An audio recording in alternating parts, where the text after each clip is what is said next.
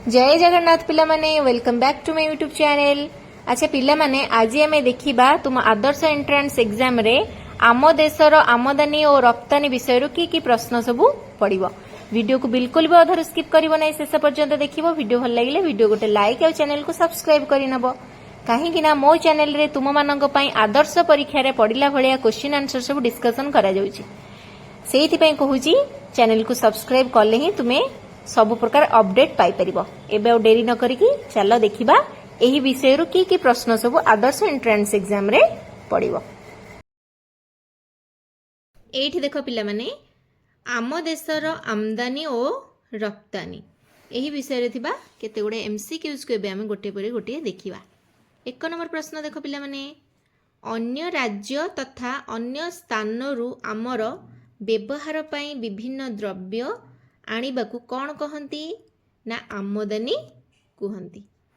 2 number गोटे देशर चाहिदा ठारू अधिक उत्पन्न हेउथिबा खाद्यशस्य और अन्यान्य सामग्री आवश्यक करुथिबा अन्य देश को पठाइबाकू कौन कहती ना रप्तानी कहती। रप्तानी कहती। 3 नंबर प्रश्न देख निम्नस्थ केउ देश सहित आमर अधिक आमदानी रप्तानी कारबार होता है। युक्त राष्ट्र अमेरिका सहित आम देशर अधिक आमदानी और रप्तानी होता है। बुझीपारछ। 4 नंबर प्रश्न देख आम देश अन्य देश को कौन आमदानी करे नाही। आम देश अन्य देश रु कौन आमदानी करे नाही। चाउल आमदानी करे नाही। 5 नंबर आम देश केउ द्रव्य रे आत्मनिर्भरशील नुहे। खाइबा तेल रे आम देश आत्मनिर्भरशील नुहे। 6 नंबर भारत केउ जिनिस विदेश को रप्तानी करे नाही। खाइबा तेल रप्तानी करे नाही, ताकू तो शॉर्टेज पड़े से केमती बाहर को रप्तानी करिवो। बुझी पारछो पिला माने। 7 नंबर गोटे देशर आमदानी और रप्तानी द्रव्यर मूल्य जदि समान समान रहे से देशर वाणिज्य को कौन कह जाई परिबो ना वाणिज्य भारसाम्य कह जाई परिबो। 8 नंबर प्रश्न देखो पिला माने देश देश भितर हेउथिबा वाणिज्य कारोबार को आमे की वाणिज्य कहि थांती। देश देश भितर हेउथिबा वाणिज्य कारोबार को आमे बहि वाणिज्य बोली कहंती। 9 नंबर प्रश्न देख गोटे देशर वाणिज्य रे जहा आमदानी करे ताहाठारु अधिक रप्तानी कले सही वाणिज्य को कौन कहि परिबा ना वाणिज्य अनुकूल कहि परिबा। 10 नंबर कौनसी देश जेते परिमाण रे द्रव्य रप्तानी करे ताठार अधिक परिमाण द्रव्य आमदानी कले सही देशर वाणिज्य को आमे वाणिज्य प्रतिकूल बोली कहिबा। बुझी होची गोटे देश जेते परिमाण द्रव्य रप्तानी करिवो माने बाहर देश को बिकिबो ताठार अधिक परिमाण द्रव्य आमदानी करिवो।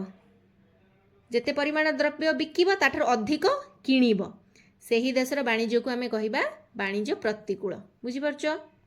11 नंबर केउंटी पूर्व उपकूलर बंदर नुहे।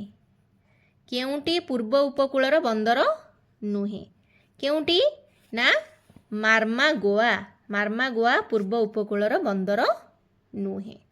12 नंबर निम्नस्थ केउंटी पश्चिम उपकूलर बंदर नुहे।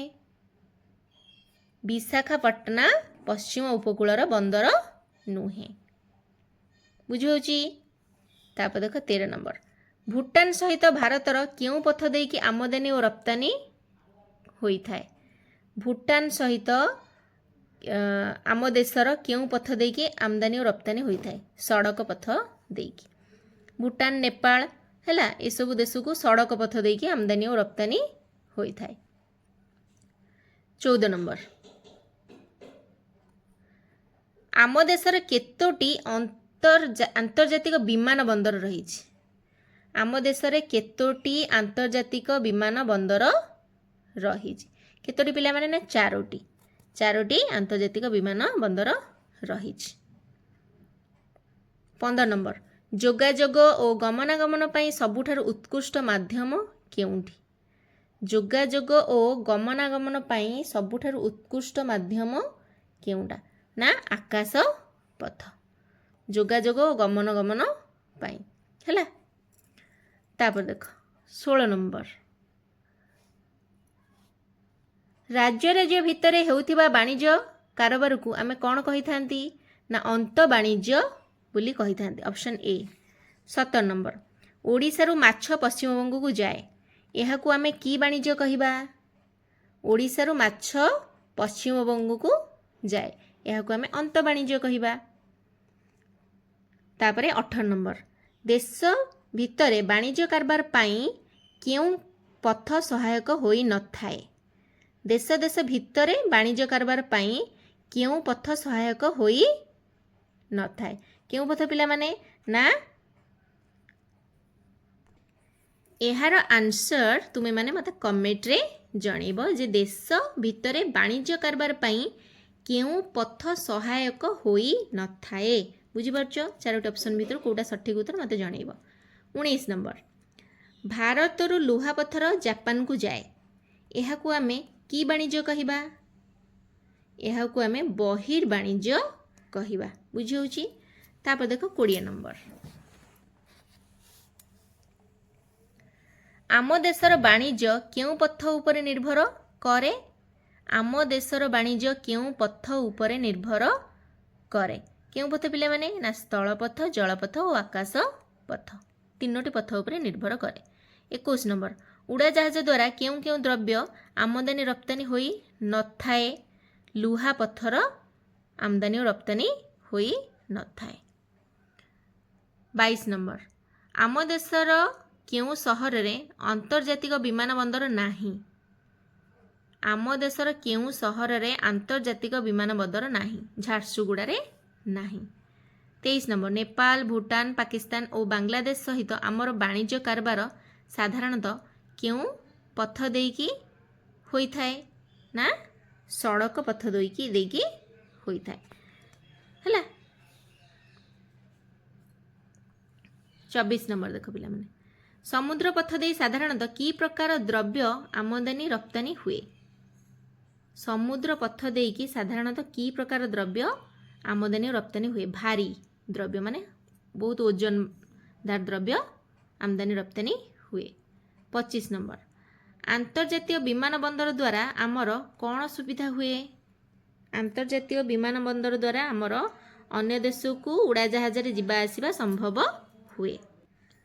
26 ନମ୍ବର ପ୍ରଶ୍ନ ଦେଖ ସ୍ୱର୍ଣ୍ଣ ଚତୁର୍ଭୁଜ କାହାକୁ କହନ୍ତି? ନା ଅପସନ୍ ସି ହେବ ରାଇଟ୍ ଆନ୍ସର। ଦିଲ୍ଲୀ, କୋଲକାତା, ଚେନ୍ନାଇ, ମୁମ୍ବାଇକୁ ଯୋଗ କରୁଥିବା ସଡ଼କ ପଥକୁ ସ୍ୱର୍ଣ୍ଣ ଚତୁର୍ଭୁଜ କୁହନ୍ତି। 27 ନମ୍ବର କେଉଁ ପ୍ରକାର ବାଣିଜ୍ୟ ଦ୍ୱାରା ଦେଶର ବୈଦେଶିକ ମୁଦ୍ରାର ପରିମାଣ ବଢ଼ିଥାଏ? ବହିର୍ବାଣିଜ୍ୟ ଦ୍ୱାରା। 28 ନମ୍ବର ଦେଶ ବାହାରେ ବାଣିଜ୍ୟ କାରବାର ପାଇଁ କେଉଁ ପଥ ସହାୟକ ହୋଇଥାଏ?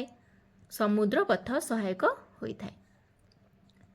29 ନମ୍ବର ଭାରତର ପୂର୍ବ ଉପକୂଳର ବନ୍ଦର କେଉଁଟି ନୁହେଁ? କାଣ୍ଡଲା ପୂର୍ବ ଉପକୂଳର ବନ୍ଦର ନୁହେଁ। 30 ନମ୍ବର ଅନ୍ତର୍ବାଣିଜ୍ୟ ନଥିଲେ ଆମର କି ଅସୁବିଧା ହୁଅନ୍ତା? ଅନ୍ତର୍ବାଣିଜ୍ୟ ନଥିଲେ ଗୋଟିଏ ସ୍ଥାନର ବଳକା ଉତ୍ପାଦିତ ଦ୍ରବ୍ୟ ଅନ୍ୟ ସ୍ଥାନର ଅଭାବ ପୂରଣ କରିପାରନ୍ତା ନାହିଁ। ବୁଝିହେଉଛି ପିଲାମାନେ? ଏଇଠି ଦେଖ ଆଉ କେତୋଟି ଅଭ୍ୟାସ ନିମିତ୍ତ ପ୍ରଶ୍ନାବଳୀ ଅଛି, ଏହାକୁ ଆମେ ଗୋଟିଏ ପରେ ଗୋଟିଏ ଦେଖିବା। 1 ନମ୍ବର ପ୍ରଶ୍ନ ଦେଖ ନିମ୍ନୋକ୍ତ କେଉଁ ବନ୍ଦରଟି ଓଡ଼ିଶାରେ ଅଛି? ନା ପାରାଦୀପ ବନ୍ଦରଟି ଓଡ଼ିଶାରେ ଅଛି। 2 ନମ୍ବର ଭାରତ ଆରବ ଦେଶରୁ ନିମ୍ନୋକ୍ତ କେଉଁଟି ଆମଦାନୀ କରିଥାଏ? କେଉଁଟି? ନା ଖଣିଜ ତୈଳ ଆଣିଥାଏ। 3 ନମ୍ବର ସଫ୍ଟୱେର୍ ଓ ହୀରା କେଉଁ ପଥରେ ଆମଦାନୀ ଓ ରପ୍ତାନି କରାଯାଏ? କେଉଁ ପଥରେ? ନା ଆକାଶ ପଥରେ ଆମଦାନୀ ଓ ରପ୍ତାନି କରାଯାଏ। ଭାରୀ ପଦାର୍ଥ କେଉଁ ପଥରେ ଆମଦାନୀ ରପ୍ତାନି ହୁଏ? ନା ଜଳ ପଥରେ ଆମଦାନୀ ଓ ରପ୍ତାନି ହୁଏ। 5 ନମ୍ବର ନିମ୍ନୋକ୍ତ ଜିନିଷ ମଧ୍ୟରୁ କେଉଁଟି ଆମର ଆମଦାନୀ ଦ୍ରବ୍ୟ ନୁହେଁ? ଆମର ମାଙ୍ଗାନିଜ ପଥର ଆମଦାନୀ ଦ୍ରବ୍ୟ ନୁହେଁ, କାହିଁକି ନା ମାଙ୍ଗାନିଜ ଆମ ଦେଶରେ ମିଳେ। 6 ନମ୍ବର ଜଳଜାହାଜ କେଉଁଠାରୁ ଯାତ୍ରା ଆରମ୍ଭ କରିଥାଏ? ବନ୍ଦର ଠାରୁ ଯାତ୍ରା ଆରମ୍ଭ କରିଥାଏ। 7 ନମ୍ବର ପ୍ରଶ୍ନ ଦେଖ କେଉଁଟି ଅନ୍ୟ ତିନୋଟି ଠାରୁ ଅଲଗା? ନା ଓଡ଼ିଶା ଅନ୍ୟ ତିନୋଟି ଠାରୁ ଅଲଗା। 8 ନମ୍ବର, କେଉଁଟି ଏକ ବନ୍ଦର ଓ ବିମାନ ଘାଟି? ଚେନ୍ନାଇ ଏକ ବନ୍ଦର ଓ ବିମାନ ଘାଟି। 9 ନମ୍ବର, ନିମ୍ନୋକ୍ତ କେଉଁ ପଡ଼ୋଶୀ ଦେଶ ସହିତ ଭାରତର ବାଣିଜ୍ୟ କାରବାର କେବଳ ଜଳପଥରେ ହୋଇଥାଏ? ନିମ୍ନୋକ୍ତ କେଉଁ ପଡ଼ୋଶୀ ଦେଶ ସହିତ ବାଣିଜ୍ୟ କାରବାର କେବଳ ଜଳପଥରେ ହୋଇଥାଏ? କେଉଁଟା? ନା ଶ୍ରୀଲଙ୍କା ସହିତ। 10 ନମ୍ବର, ନିମ୍ନୋକ୍ତ ମଧ୍ୟରୁ କେଉଁଟି ଆମର ନିକଟତମ ଆନ୍ତର୍ଜାତୀୟ ବିମାନ ଘାଟି? ନିମ୍ନୋକ୍ତ ମଧ୍ୟରୁ ଆମର ନିକଟତମ ଆନ୍ତର୍ଜାତୀୟ ବିମାନ ଘାଟି କେଉଁଟା ପିଲାମାନେ? ନା କୋଲକାତା ହେଉଛି ଆମର ନିକଟତମ ଆନ୍ତର୍ଜାତୀୟ ବିମାନ ଘାଟି, ଆମର ଅର୍ଥାତ୍ ଓଡ଼ିଶାର। ବୁଝିହେଲା? 11 ନମ୍ବର, କେଉଁଟି ରପ୍ତାନି ଦୃଷ୍ଟିରୁ ଭିନ୍ନ? କେଉଁଟି? ନା ଟିଣ ରପ୍ତାନି ଦୃଷ୍ଟିରୁ ଭିନ୍ନ। 12 ନମ୍ବର ଦେଖ, କେଉଁ ଦେଶ ସହ ଆମର ବେଶୀ ଆମଦାନୀ ରପ୍ତାନି କାରବାର ହୁଏ ନାହିଁ? ଦକ୍ଷିଣ ଆଫ୍ରିକା ସହିତ। 13 ନମ୍ବର, କୋଲକାତା କେଉଁ ପ୍ରକାରର ବିମାନ ଘାଟି? ଆନ୍ତର୍ଜାତୀୟ ବିମାନ ଘାଟି। 14 ନମ୍ବର, ନିମ୍ନଲିଖିତ କେଉଁ ଦେଶ ସହ ଭାରତର ସଡ଼କ ପଥର ଯୋଗାଯୋଗ ବ୍ୟବସ୍ଥା ନାହିଁ? ଅଷ୍ଟ୍ରେଲିଆ ସହ। ବାଂଲାଦେଶ, ନେପାଳ, ଚୀନ ଏସବୁକୁ ସଡ଼କ ପଥ ଅଛି କିନ୍ତୁ ଅଷ୍ଟ୍ରେଲିଆ ସହିତ ନାହିଁ। 15 ନମ୍ବର, ନିମ୍ନୋକ୍ତ ମଧ୍ୟରୁ କେଉଁଟି ଭାରତର ରପ୍ତାନି ଦ୍ରବ୍ୟ ନୁହେଁ? କେଉଁଟି ଭାରତର ରପ୍ତାନି ଦ୍ରବ୍ୟ ନୁହେଁ? କାଗଜ। ହେଲା, କାଗଜ ଭାରତ ରପ୍ତାନି କରେ ନାହିଁ କାରଣ କାଗଜକୁ ବାହାରୁ ଆମଦାନୀ କରିଥାଏ। ବୁଝିହେଉଛି?